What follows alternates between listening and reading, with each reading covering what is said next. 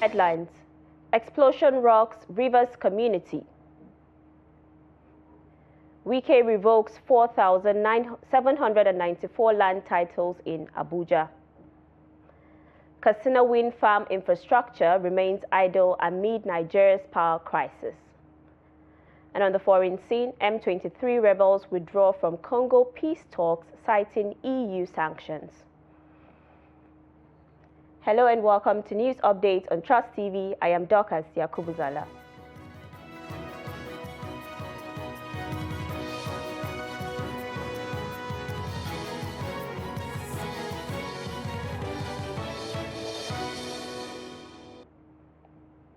An explosion has rocked a section of the Trans-Niger pipeline in Bodo community in Gokana local government area of Rivers State. The explosion occurred on Monday night near the Bodo-Boni Road under construction. Community sources reveal that thick black smoke could be seen billowing into the atmosphere, with a raging fire spreading fast into the mangrove from a video that emerged on Tuesday morning. It could not be ascertained if the incident is connected with the recent threat by some militants to blow up oil installation over the political crisis in the state. The TNP is a federal transport line that supplies gas to the Boni export terminal in Rivers State. The State Police Command is yet to issue a statement on the incident. What's happening in Ogoni again? Gokana Boni Road by Julius Berger. By Julius Berger Junction. What is happening? Look at gas flaring. What's happening in Share and Ogoni again? What is it? Would Ogoni people die for you people? What is it? It's too bad. It's too bad of you. Why? No. Too bad. No, boy. Jesus. Serious gas flaring pollution in Gokana in Bodo City. Jesus, what is happening like this? What could be of this? What could be bad? What has come into these guys? Look at what's happening. Now joining us via phone call is Daily Trust reporter Victor Edoze to give us an update from Port Harcourt. Good afternoon, Victor, and thanks for joining us. Good afternoon. Good afternoon.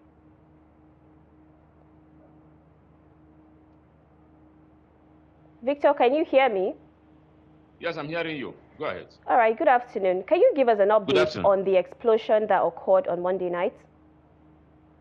Okay, this morning we heard about an explosion that occurred at Niger Delta, Trans-Niger Delta pipeline, located at that port, the boundary between port and Bodo community in Gokana local government area. The incident reportedly occurred in the midnight of yesterday, breaking this morning. I cannot say for sure if the incident is connected to the recent threats by Niger Delta militants over the standoff, the political standoff between the River State House of Assembly and the Governor Sim Fubara. In fact, the police, the State Police Command has come out with a statement this morning, and the statement of police this morning does not actually situate the incident to the threat of the militants over the political standoff in the state, because the statement issued by the police this morning said that it was a fire incident. It was a fire incident that occurred at the facility, and the police promptly responded to it by informing SPDC, because the facility is owned by Share Petroleum Development Company. Police alerted them about the incident, and Share personnel swiftly moved in to put off the fire.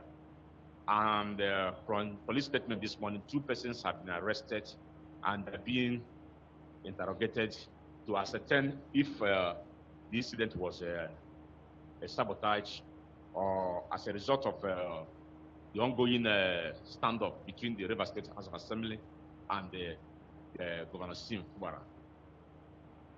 All right, so has normalcy returned to the local government? Is that? Has normalcy been restored in the local government? Yes, there's no crisis in the area. Just that the incident occurred, and from the police statement this morning, the fire has been put off, and the present situation there is not posing any threat to the residents of the area. The normalcy has returned to the area. The fire has been put off. All right, thank you so much, Victor, for giving us that update. All right, thank you very much. All right, moving on to more stories. The Nigerian Air Force says a precision airstrike against Boko Haram enclaves in Chikede and Degbewa in Borno State has inflicted heavy losses on the terrorist group. Acting on credible intelligence, surveillance, and reconnaissance reports, the NAF said it targeted key insurgent hideouts within the rugged Mandara Mountains, where notorious terrorist leader Ali Ngulde and his fighters were believed to be meeting. A statement on Tuesday by the Deputy Director of Public Relations and Information, Group Captain Kabiru Ali, said surveillance confirmed the presence of a fortified command hub with solar-powered installations, prompting the service to execute a surprise night attack. Ali said the operation destroyed key logistics and command structures, igniting large fires and neutralizing scores of terrorists. Now in Abuja, the Minister of the Federal Capital Territory, Nyesom Wike, has revoked the land titles of 4,794 property owners in 10 districts of the nation's capital over non-payment of ground rents for over 10 years. The Senior Special Assistant to the FCT Minister on Public Communications and Social Media, Lere Olayinka, made this disclosure while briefing journalists at the FCT administration's headquarters in Abuja.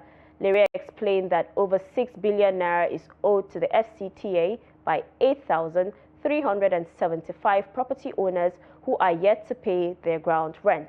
He also announced the extension of the grace period for over 3,500 landowners to pay their outstanding debt or risk revocation.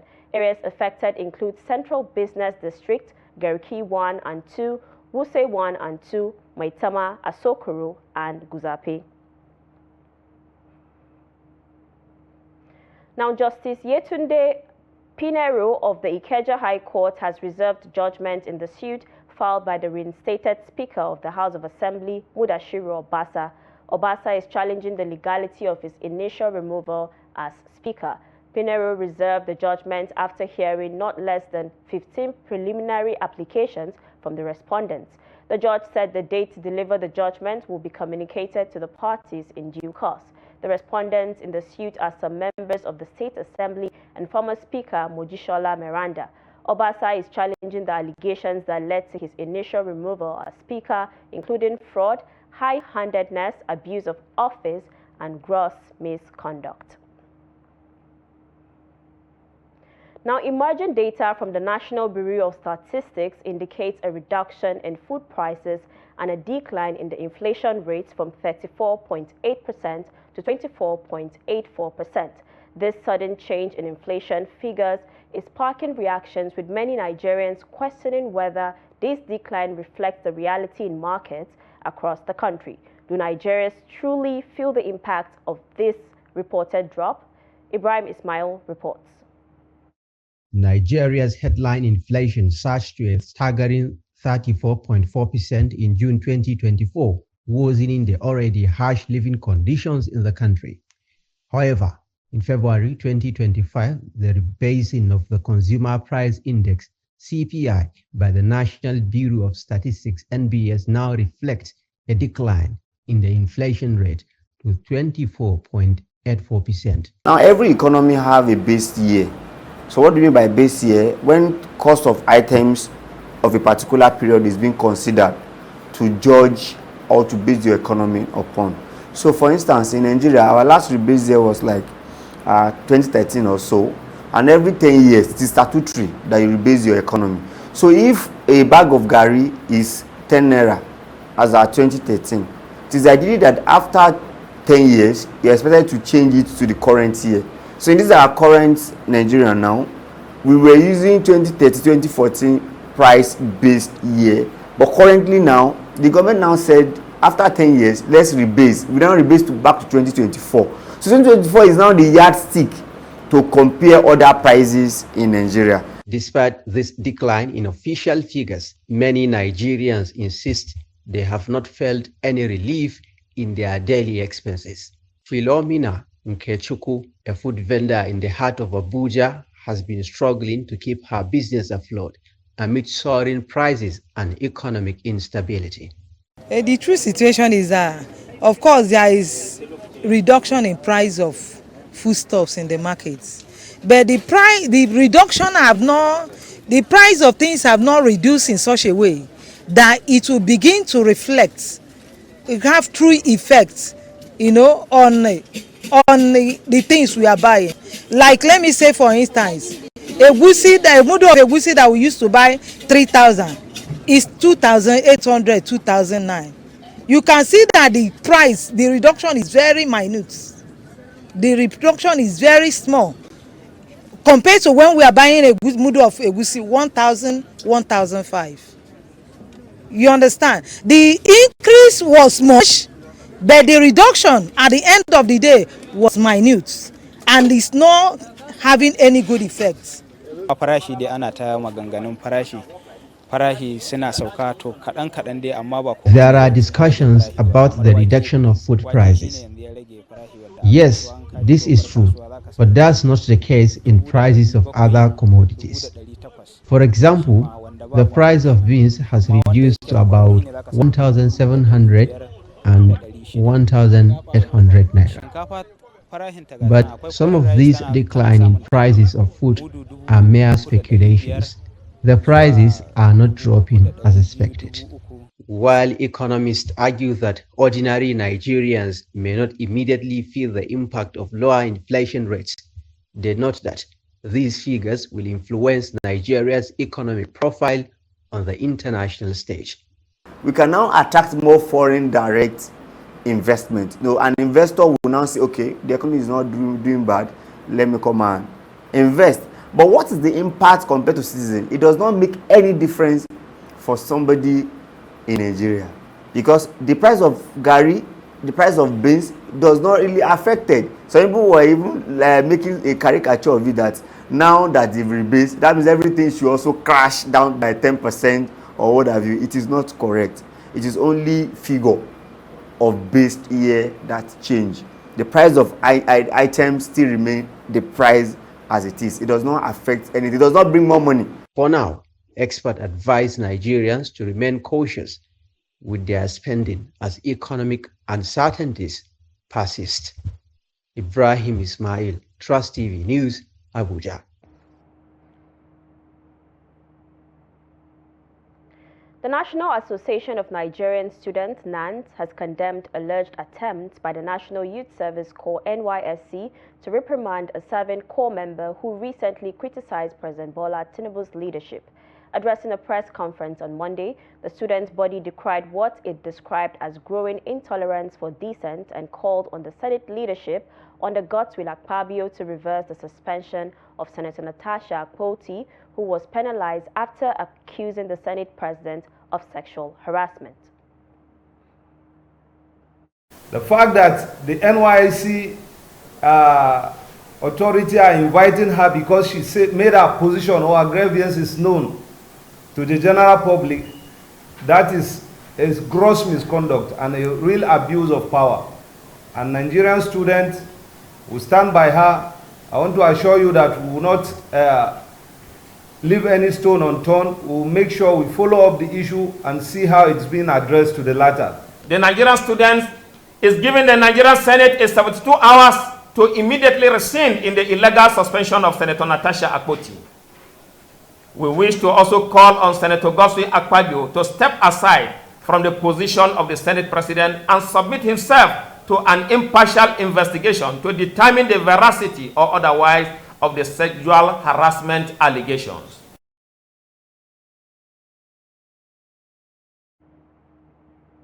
This is news updates on Trust TV coming up ahead. Katsina wind farm infrastructure remains idle amid Nigeria's power crisis. This and many more when we return. Do stay with us.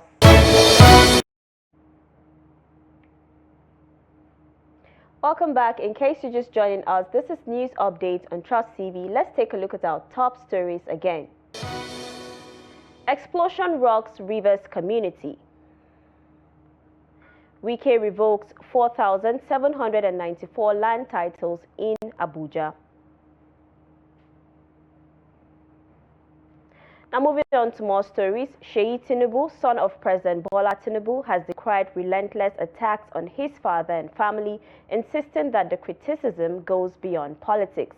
Speaking to a group of youths in Yola, he described his father as the greatest president in Nigeria's history, praising his administration's focus on youth empowerment and economic reforms. Sheyi, who has been touring northern and southern states since the beginning of the year, has faced criticism for distributing grants in the southwest while limiting his efforts in the north to handouts. Every single day, ministers are going to tell me don't politicize this. It was never politics. But they keep coming for me. They keep coming for my family. They keep coming for your father. They keep coming for Ashwaju, Bola, Ahmed, Tinubu, the greatest president in the history of Nigeria. The only president that has carried young people along from when he was governor to when he became president. The only president that considered youth and student loans. The only president that's created a platform for young people to thrive. The only president that has created an economy that benefits everybody. The only president that's not trying to enrich his own pocket. And you're telling me, no.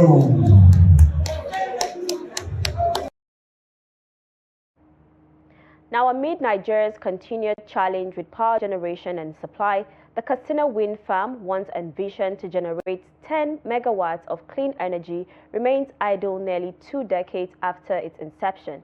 Despite billions of naira being spent, it has yet to generate a single unit of electricity. As Nigerians continue to endure frequent blackouts, the question remains, why has this project been abandoned?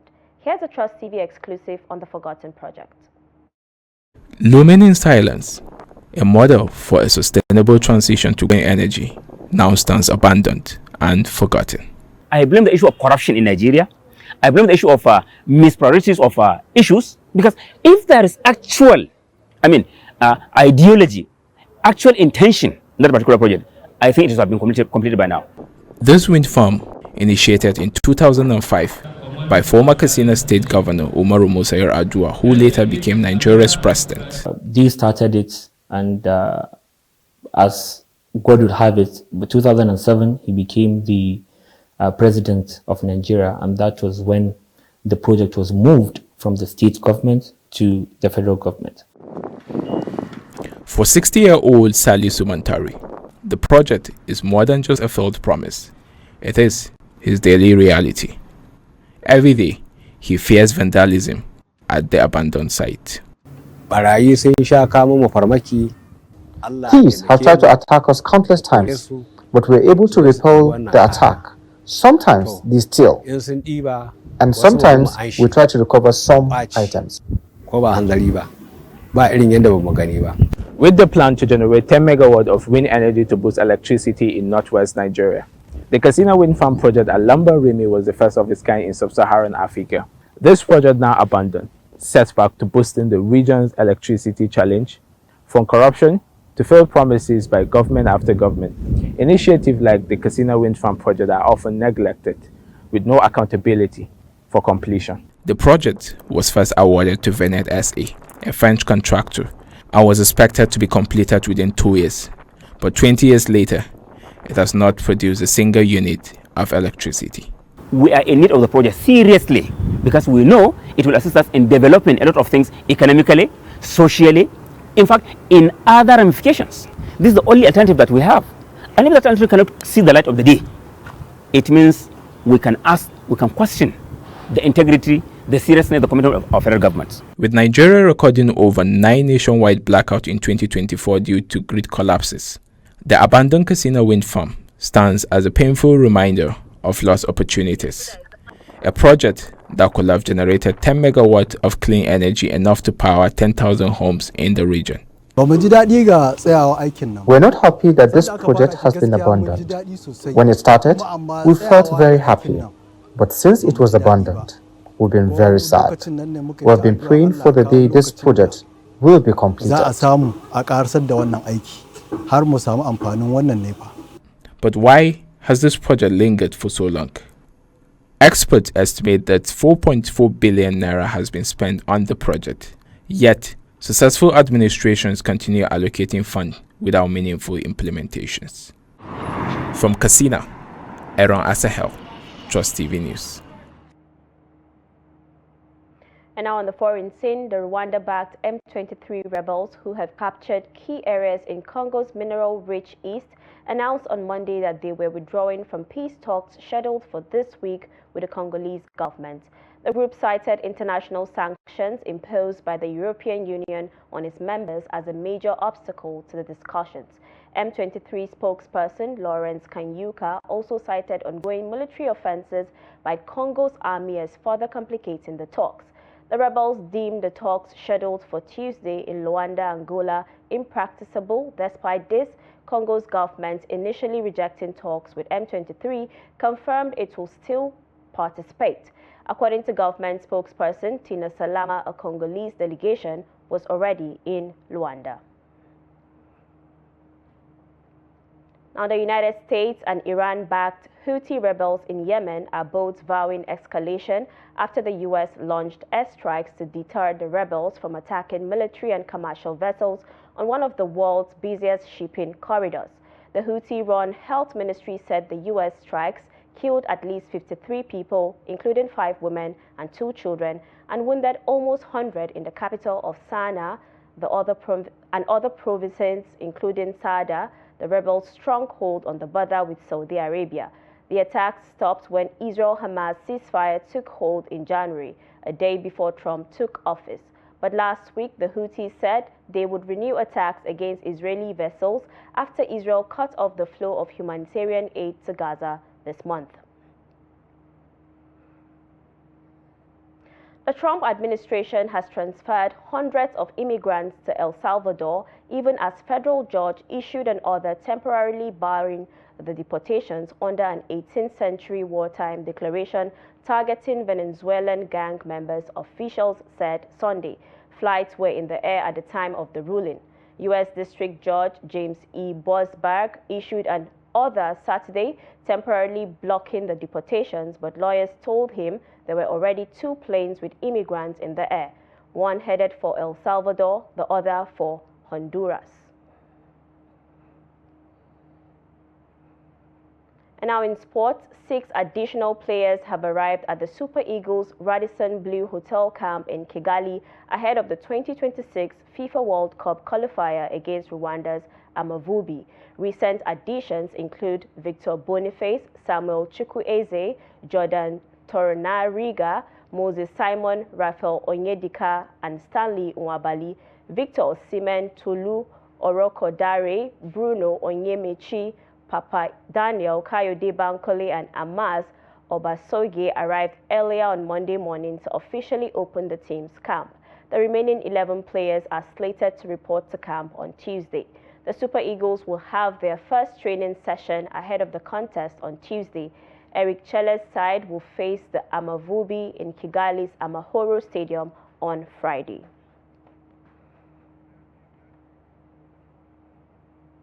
And with that, we wrap up news updates on Trust TV. Do not forget to follow us across all our social media platforms for more programs, news, and documentaries. I am Dorcas Yakubuzala. Bye for now.